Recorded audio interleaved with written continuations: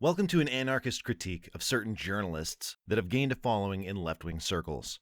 It's something I felt I had to address because too many comrades are falling prey to their misinformation.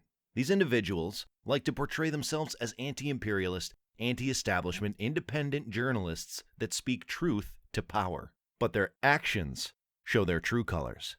We'll go over how they engaged in unethical journalism and pushed disingenuous arguments. They have become popular with some progressives by taking advantage of their frustration with corporate media and the Democrats. Their critics on the radical left would describe these journalists as tankies or crypto-fascists. Well, both of those descriptions are pretty accurate. So let's start with the infamous Glenn Greenwald. I'm embarrassed to say, I used to be a fan of Glenn when I heard about him when Snowden leaked classified documents from the NSA. I thought he was an intelligent and principled journalist. I also enjoyed how he would call out the hypocrisy and complicity of the Democrats in helping to build the surveillance state. But over the years, I started to notice the red flags. Like the countless appearances on Tucker Carlson's show because they seemed to bond over anti-war beliefs, mistrust of the national security state, and pseudo-anti-establishment rhetoric. He pathologically defends the Russian state whenever the topic comes up.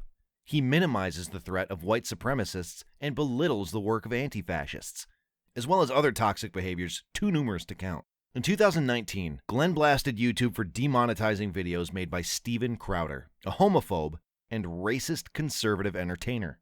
Crowder continually harassed journalist Carlos Maza with homophobic remarks. While Greenwald said Crowder was a terrible human being, he insisted that YouTube should not have censored him. Glenn is a free speech absolutist and loves to vigorously defend the rights of neo-fascists.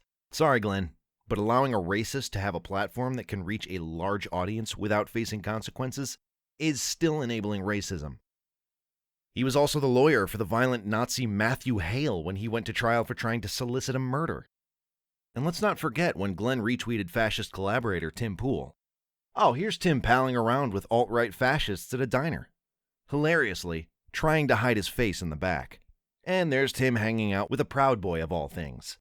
Glenn regularly retweets so-called journalist and internet troll Michael Tracy.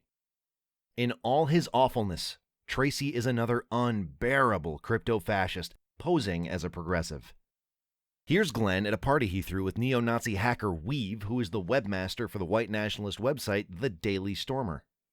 He even defended Weave for his hacktivism. Some people defend Glenn going on Fox News as trying to reach a new audience and not preaching to the choir. But it would have been nice if he condemned the ICE detention centers while he was there, or challenged the child separation policy, or call out Tucker for being a racist mouthpiece. His whole relationship with Tucker would be like an anarchist thinking Richard Spencer is an ally just because he was against military intervention in Syria. No matter how much I hate the corporate media or Wall Street Democrats, I would never sell my soul allying with far-right nationalists. In the past, Glenn has talked about his delusions of uniting the populist right with the populist left so they can challenge the establishment. Some anarchists would describe this as a red-brown alliance. Glenn has pretty much given the finger to anti-war activists and people of color when he tries to forge an alliance with a racist demagogue. And do you really think the violently anti-immigrant Fox News audience will be very helpful at your next anti-war rally? Are the MAGA chuds writing their congressman to close all foreign U.S. military bases? Are Fox viewers going to demand that the military stop recruiting high school kids? Wake me when that happens. This is exactly why we do not allow reactionary and toxic people into our spaces. He's still trying to present Trump as the anti-war president who's against the military-industrial complex. As of October 2020, Greenwald resigned from the news website The Intercept, which he co-founded in 2014. He accused the editors of being Biden supporters and censoring him for critiquing an article he wrote about the Biden family filled with unsubstantiated claims. The same day of his resignation, he couldn't help himself but go on Tucker's show again and whine about being persecuted. And here's Tim Pool again showing his support for poor Glenn getting censored. Frankly, he's become an embarrassment. And since Glenn has gone full on in his defense of Trump, it might be time to cut this guy loose. Next, we have hack fraud journalist Max Blumenthal, who founded the Gray Zone website. Another Russia apologist and fake anti-imperialist. He also likes to appear on Tucker Carlson. Max runs defense for despotic states while claiming it's to oppose American imperialism. Blumenthal likes to frame most popular uprisings as CIA-backed opposition and completely illegitimate. Here he is attending a conference in Syria that was sponsored by the Assad government. Previously, Max denounced the actions of the Syrian state, but nowadays has much kinder things to say about Assad while he commits war crimes. But I want to focus on Max's whitewashing of mass repression in Nicaragua when protests started back in 2018. Mass protests erupted from a combination of the government pushing neoliberal reforms, forest fires, corruption, and police brutality. President Daniel Ortega began to violently crush the protesters and try to delegitimize them.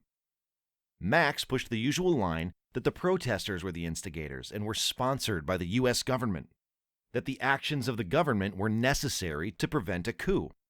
But an honest look at the protests show that they have legitimate grievances. It was more of a left uprising against a socialist government. The uprising was led by students, feminists, workers, environmentalists, and indigenous people. You can call this an insurrection from the lower classes. That's not to say there aren't some reactionary and capitalist forces trying to use the protests for their own gain, but it's not a centralized movement, and you can't paint all of them as puppets of the CIA. Ordinary Nicaraguans are furious at the authoritarianism of the government. As anarchists, we despise Max's brand of anti-imperialism. That people have to choose between the U.S. empire or an authoritarian supposed left-wing government feels like it comes straight out of the Cold War. During this crisis, there has been amazing work of horizontal community organizing. Autonomous zones were established and provided mutual aid to their neighbors.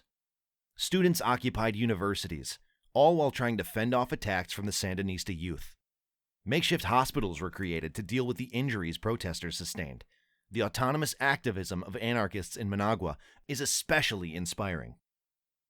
Even students who do not claim to be anarchists have adopted anarchist tactics such as forming affinity groups and horizontal organizations. Max tried to portray them as right-wing, wealthy students who are destroying the universities and causing the violence. Indigenous people have also participated because they're angry at the government for allowing their land to be stolen. The tribes have also had to endure years of kidnappings and massacres while the government sat by.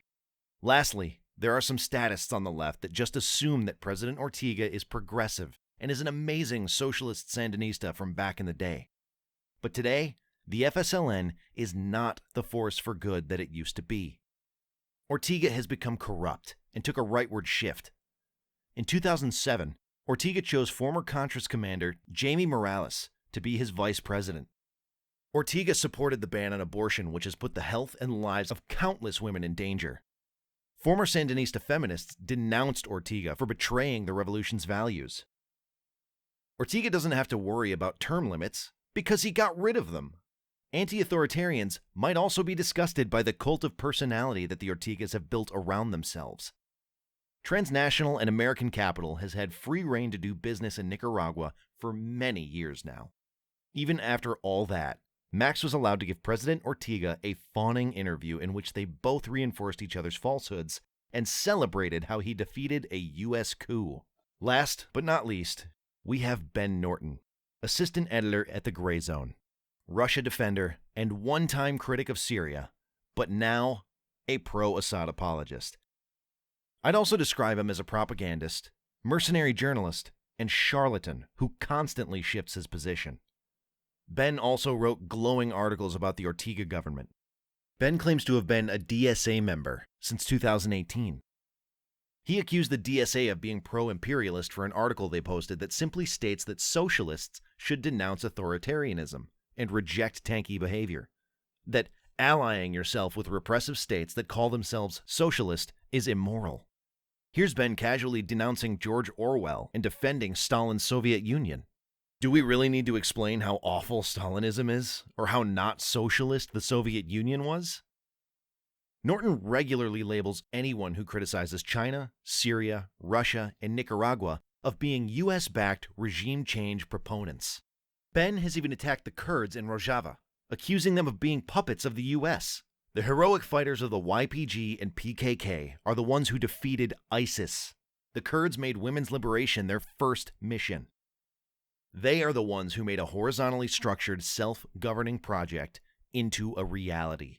The principle of democratic confederalism that they follow is an inspiring alternative to that of an oppressive nation-state. Oh, here's some more creepy, awful, unhinged, tanky behavior from Ben on the subject of China. It's truly insidious the way he presents China and the Hong Kong government as anti-imperialist. By the way, China is communist in name only. Ben accused the massive uprising in Hong Kong as being US-backed. The protests in Hong Kong have been fascinating to watch as it's evolved over time. The decentralized manner of the protests is undeniable. The brutality of the police is a reason the protests grew so large. Riot police attacked protesters by kettling, shooting tear gas, and assaulting journalists. And the police collaborating with the triads to attack people didn't help the situation either. Young and old Hong Kongers participated in the demonstrations. In response to state repression, Hong Kongers self-organized. Schools, airports, trains, and malls were occupied. Government buildings were stormed. A general strike was called. Police stations were surrounded, and street fighting was taken to a whole other level. The umbrella shield tactic was born. The police were confronted with force every time they tried to repress the crowd. Once again, support networks and mutual aid become vital to the struggle and for their own survival. The Hong Kong government even shelved the extradition bill to try to stop the unrest. For more comprehensive info on the Hong Kong revolt, go to crimethink.com and check out all the interviews. We'll end our discussion with all three grifters standing in solidarity with each other and reassuring Glenn that his departure from The Intercept was a principled move and not a temper tantrum. In conclusion, I urge everyone to just remove these frauds from your newsfeed. They are toxic waste to the movement and not worth your time. Anyways, stay safe, and remember to keep the struggle alive.